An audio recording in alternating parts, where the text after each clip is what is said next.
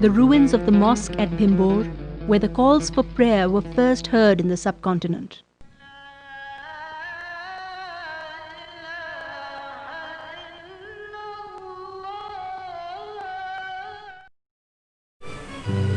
In 1911, the Hindu majority of the subcontinent started organizing themselves. When George V, the King of England, came to the subcontinent, the Hindus of India launched protest rallies against the partition of Bengal. In response, George V pleased them by announcing the annulment of the partition of Bengal in his court held at Delhi. In 1918, Maulana Muhammad Ali Jauhar and Maulana Shaukat Ali launched the Khilafat movement to protect the Ottoman Empire. Gandhi linked the issue of Swaraj with the Khilafat issue to associate Hindus with the movement. Muslims and Hindus worked side by side to boycott British goods and British law. Large protest rallies were organized throughout the subcontinent. In 1922, when the movement was at its climax, Gandhi called it off, making the excuse that some national volunteers were responsible for the murder of 21 policemen in the Chora-Chori incident. The first session of the RTC opened in London on November 12, 1930. The Muslim side was represented by Quaid-e-Azam, Sir Aga Khan and Maulana Muhammad Ali Jauhar, among others. The important decision taken at the conference was the approval of the federal system for India. The second session of the Round Table Conference began on September 7, 1931. Allama Iqbal represented the Muslims of India. The conference ended on 1st December 1931 without reaching any conclusion, mainly due to the rigid attitude adopted by Gandhi.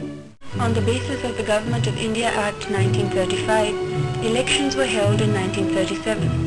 After the elections, Congress formed ministries in 8 provinces. The Muslims living in these provinces were subjected to the most inhuman treatment and were made to bear the oppressive and tyrannical rule of the Congress for 2.5 years.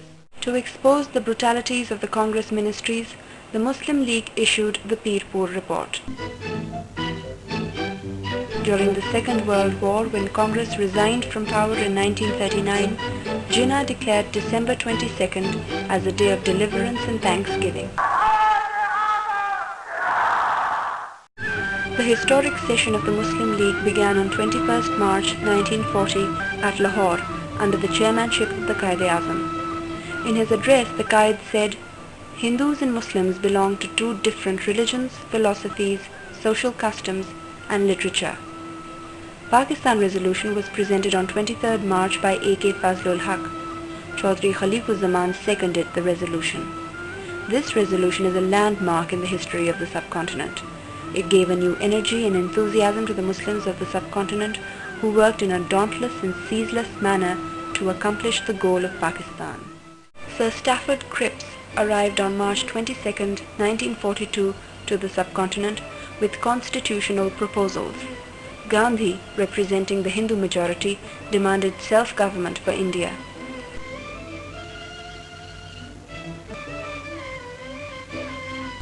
The League representative Quaid-e-Azam asked assurance for a separate state for the Muslims of the subcontinent.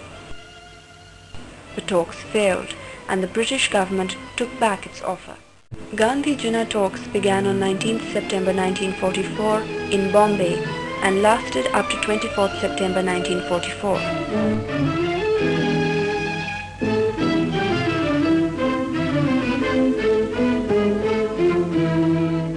The talks were sometimes held directly and sometimes through correspondence. Quaid-e-Azam proposed a separate state for the Muslims of the subcontinent, but Gandhi insisted on Congress rule over undivided India, with the Muslim majority areas as separate states part of the Indian Federation. Quaid-e-Azam did not agree to the proposal and the talks finished.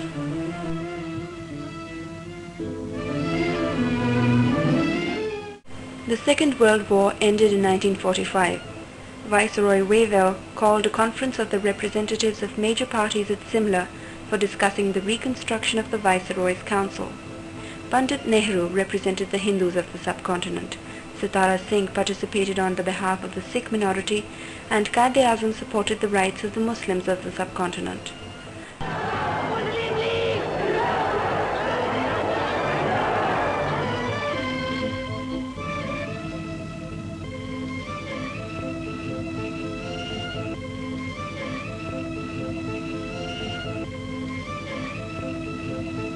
talks failed, but Lord Wavell, in his efforts to find a solution, announced general elections in the country. The efforts of Quaid-e-Azam and other League members, Chaudhry Khalifuzzaman, Nawab Ismail Khan, Chundrigar, Sardar Yusuf Haroon, Sardar Nishtar, and Liaquat Ali Khan, resulted in a decisive victory of the Muslim League in the 1945 elections. After the elections, the Muslim League emerged as the sole representative of the Muslims of the subcontinent.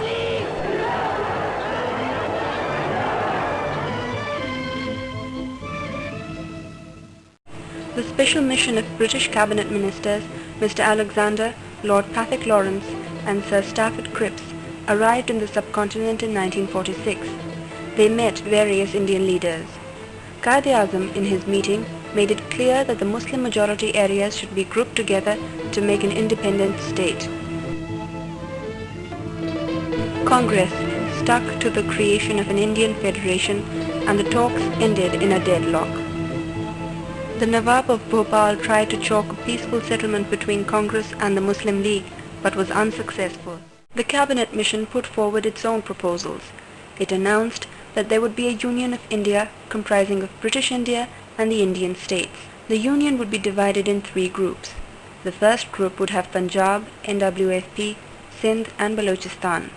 The second would comprise of Bengal, Assam, and the remaining subcontinent would be in the third group. All residuary powers would belong to the provinces. The centre would deal with foreign affairs, defence and communications. An interim government would be formed immediately, having the support of the major political parties. The Muslim League accepted the cabinet plan as it had the foundation for the creation of Pakistan. Congress criticized the plan and demanded transfer of power to Hindu-dominated legislatures. However, the British government, being eager to reach a solution, invited 5 congressmen, 5 League members, and 4 other minority leaders to form an interim government. Quaid-e-Azam, on the behalf of the Muslim League, accepted this offer. But the Congress demanded greater number of seats and turned it down. The Viceroy should then have asked the Muslim League to form the government, but he did not do so and betrayed the Muslim League. Due to the Viceroy's unjust attitude, Muslim League disassociated itself from the cabinet plan and resorted to direct action to achieve Pakistan. On 16 August 1946, protest rallies were organized throughout the subcontinent and Muslims returned the titles bestowed by the British.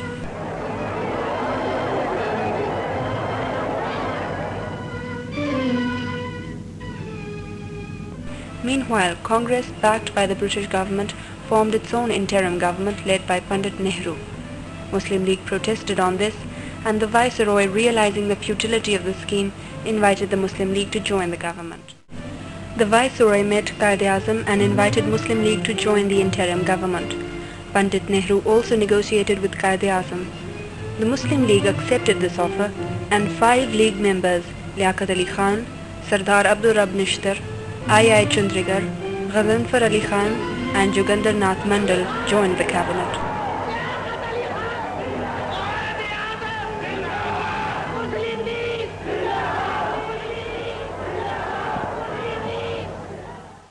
The Quaid-e-Azam and others were invited to England to discuss the working of the interim government. On the airport, the Quaid said, I am on my mission and I can tell you nothing about the present. That's all I can say. Thank you. In the beginning of 1947, the political situation in the subcontinent worsened. On March 22, 1947, Lord Mountbatten arrived as the last Viceroy to the subcontinent.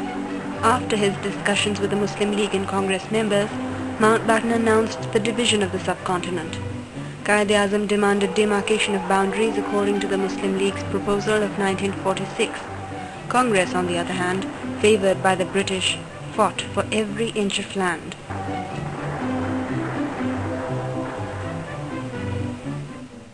In early 1947, the struggle for Pakistan achieved great momentum.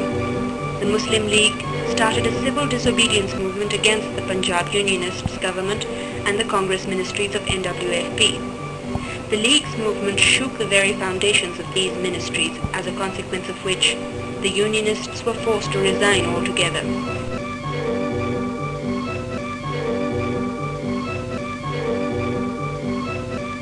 The Sikhs also joined forces against the Muslims. The announcement that the British would leave the subcontinent in the hands of one or two separate governments agitated both the Hindus and the Sikhs, leading to extensive intercommunal riots.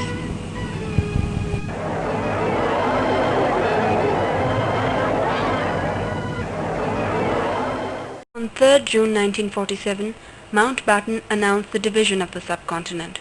According to the plan, the provinces of Punjab and Bengal were to be divided between Pakistan and India. The fate of Sylhet and NWFP was to be decided through ballot. Quaid-e-Azam addressed the nation on the same day. We must remember that we have to take momentous decisions and handle grave issues facing us in the solution of the complex political problem of this great subcontinent inhabited by 400 million people.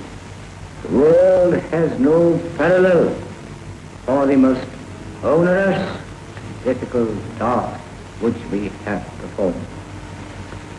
I pray to God that this critical moment He may guide us and enable us to discharge our responsibility in a wise and a statesmanlike manner.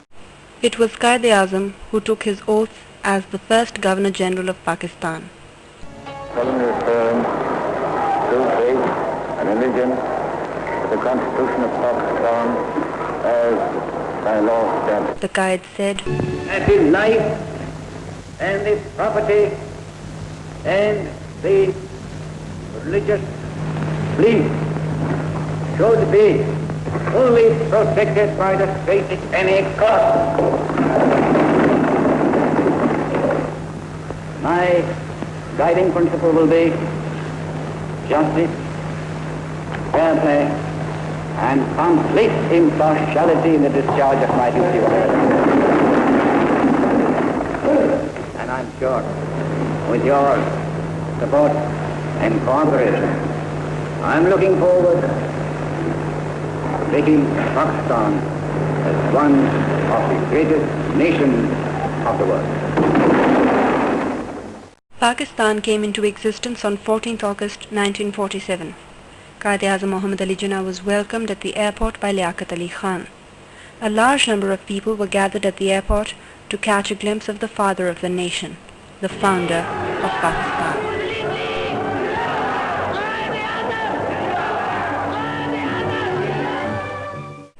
During his visit to 10 Downing Street in 1946, the Quaid-e-Azam, after his discussions with the British Prime Minister Attlee, had this to say. I am very happy that I am at this function, and already I've had the opportunity of meeting some friends, and I might yet find more friends, but you give me no time to do anything else. Quaid-e-Azam came to Lahore and addressed a mammoth public meeting on October 30th, 1947. हमें जो दुख दिया गया है उसका मिसाल तारीख में नहीं मिलता, मगर हमें पाकिस्तान को कायम रखने के लिए अभी और कुर्बानी करना होगी। मुसलमान मुसीबत में घबराया नहीं करता।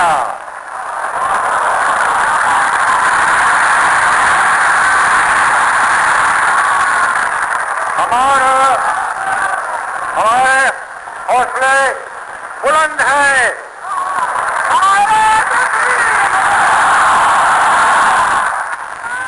अगर इसी तरह तमाम मिल्लत हिम्मत और सब्र के साथ काम करती रही तो हमारी ये मुसीबतें इंशाअल्लाह बहुत जल्द खत्म हो जाए। मैं आपकी इजाजत मांगता हूँ। तो मुझे आप इजाजत दीजिए कि मैं We have achieved our cherished goal of freedom and has established Pakistan as an independent sovereign state, fifth largest in the world. That freedom can never be attained by a nation without suffering and sacrifice, has been now amply borne out by the recent tragic happenings in this subcontinent. We are in the midst of unparalleled difficulties and untold suffering. We have been through dark days of apprehension and anguish. But I can say with confidence that with courage and self-reliance and by the grace of God we shall emerge triumphant.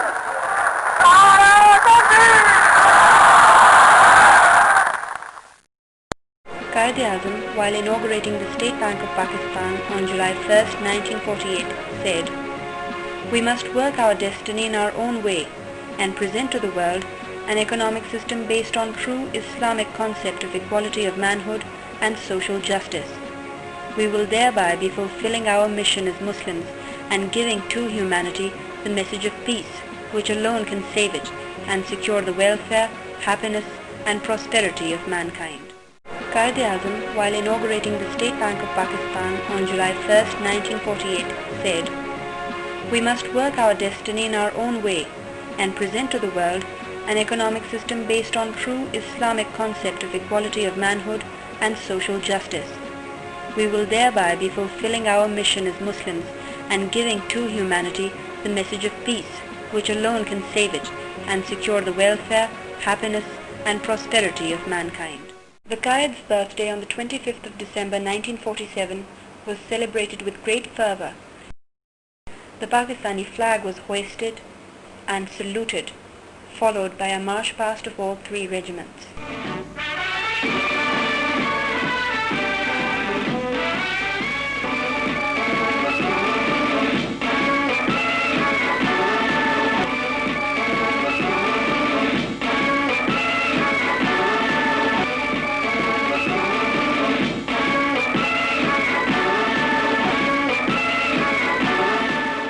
The Qaid's birthday on the 25th of December 1947 was celebrated with great fervor. The Pakistani flag was hoisted and saluted, followed by a march past of all three regiments.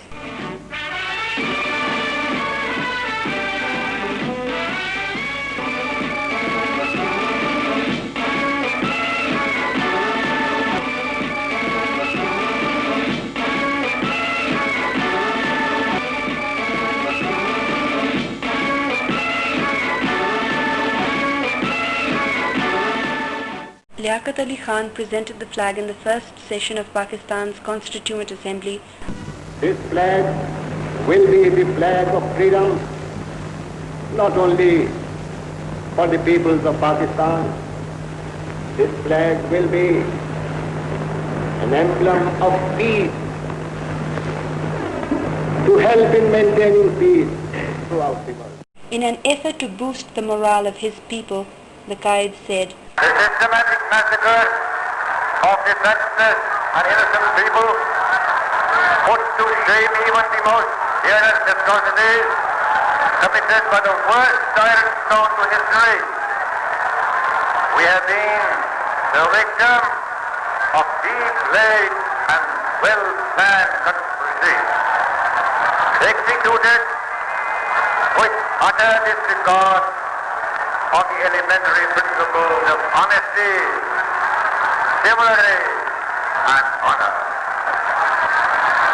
We thank Providence for giving us courage and faith to fight these forces of evil."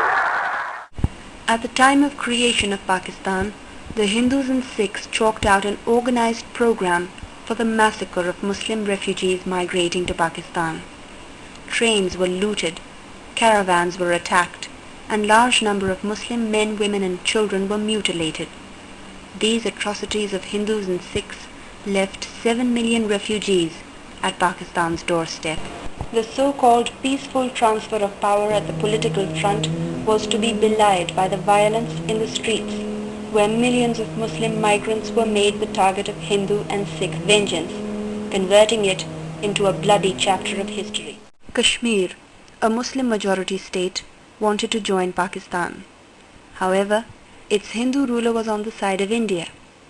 Taking advantage of this situation, the Indian army entered Kashmir. The people of Kashmir fought valiantly against the Indian forces. A war broke out between India and Pakistan in 1948. India, in view of its bad military position, appealed to the United Nations, and both countries agreed to a ceasefire. A large number of refugees from Kashmir came to Pakistan. On September 11, 1948, Quaid-e-Azam Muhammad Ali Jinnah died. He was buried in Karachi, while the entire nation mourned over the irreparable loss.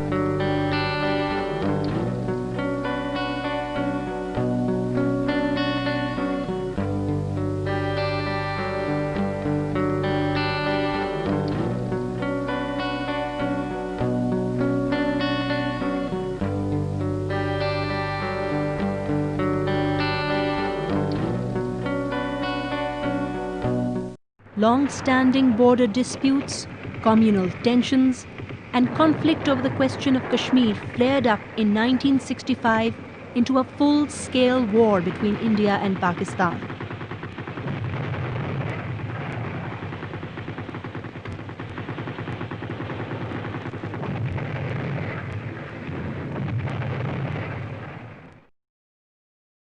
After a ceasefire ended the Indo-Pak War of 1965, Indian Prime Minister Lal Bahadur Shastri and the Pakistani President Muhammad Ayub Khan met at Tashkent on January 4, 1966. In the presence of Soviet Premier Kosygin, both leaders signed a declaration that is known as the Tashkent Declaration.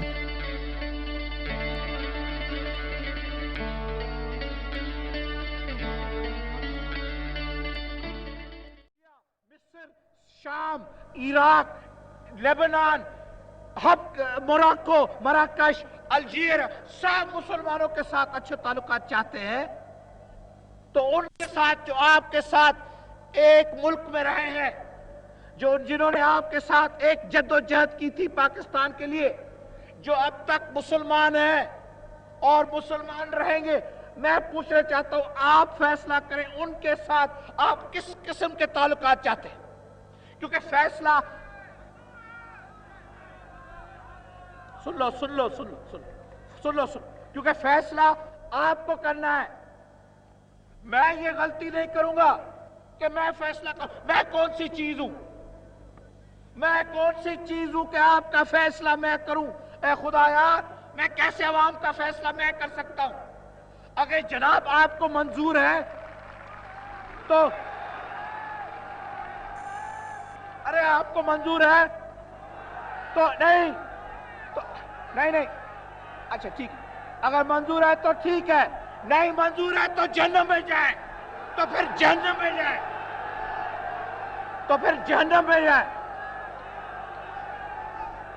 ठीक है, फिर जहन्नम में जाए, अच्छा ठीक है, आपकी बात मान ली, आपकी बात, बैठ जाओ,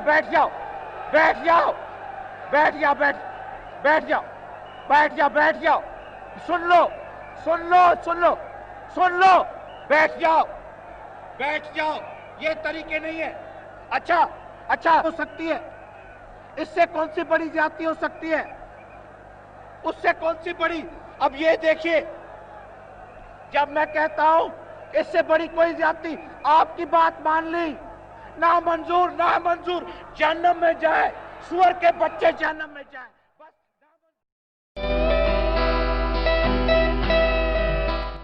I make a solemn pledge to you that I'll serve you with all my heart and soul. I'll serve you even if it kills me. As a consequence of the 1971 Indo-Pak War, more than 93,000 POWs were held by India. to resolve their fate, a summit between Pakistani President Zulfikar Ali Bhutto and the Indian Prime Minister Mrs. Indira Gandhi was held at Simla in July 1972. The Simla Agreement was ratified by both parties and came into effect on August 4, 1972.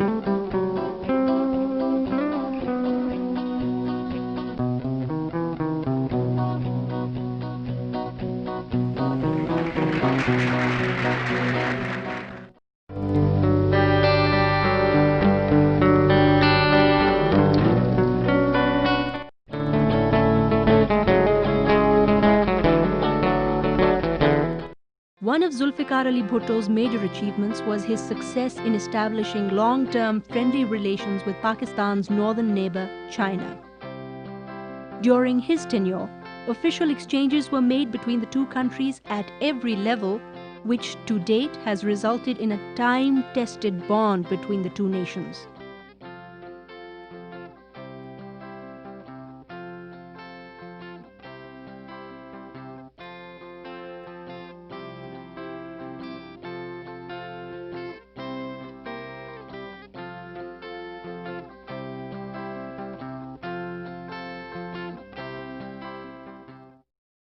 I'm addressing you as a citizen of the poorest nation in the world.